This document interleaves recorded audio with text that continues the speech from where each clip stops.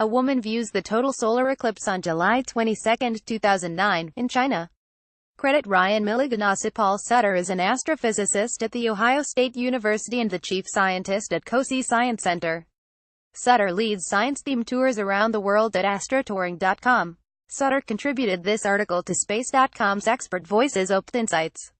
In the 1690s, astronomer Edmund Halley had a problem. He was good buddies with Isaac Newton, and a decade earlier had encouraged Newton to publish his monumental Principia, which showed just how universal the so-called gravitational force really was. Newton's work enabled Halley and company to make all sorts of celestial predictions to ridiculous levels of accuracy. That included predicting the timing of a total solar eclipse over England in 1715 that was off by only 4 minutes. Fantastic. So, Halley went to work studying historical records of eclipses available to him, which stretched back thousands of years thanks to the astute astronomers in the court of the Chinese emperors. Here's what scientists have learned from total solar eclipses since things weren't lining up.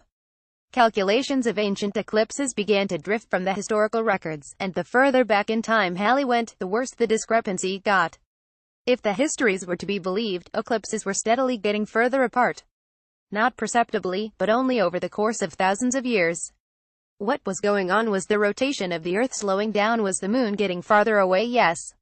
It took future generations of astronomers and physicists to put the puzzle pieces together, but the Earth's rotation is indeed slowing down, and the moon is slowly getting farther away, and these two effects are connected. The connection is the tides. The moon raises tides on opposite ends of the Earth, but Earth is rotating, so it carries the tides slightly ahead of the moon's position in its orbit. Thus, from the moon's perspective, there's an extra lump of water ahead of it.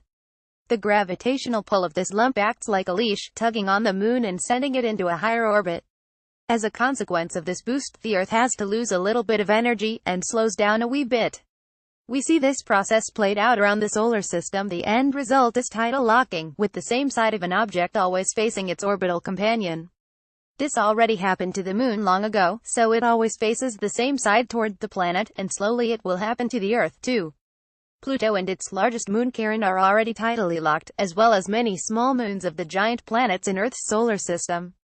The tidal interactions between the Earth and the moon aren't very big. We are separating at the snail-like pace of 1.5 inches 3.8 centimeters a year. But with every decade, century and millennium, the moon's apparent size in the sky shrinks, making total solar eclipses ever rarer. Eventually, after 620 million years, the moon will be too small in the sky to fully cover the face of the sun, and total eclipses will be no more. Actually, it will be sooner than that, because as the sun ages, it steadily grows larger. But that's another story. Follow Paul at Sutter and Facebook.com Paul Sutter. Follow us at Space.com, Facebook or Google. Originally published on Space.com.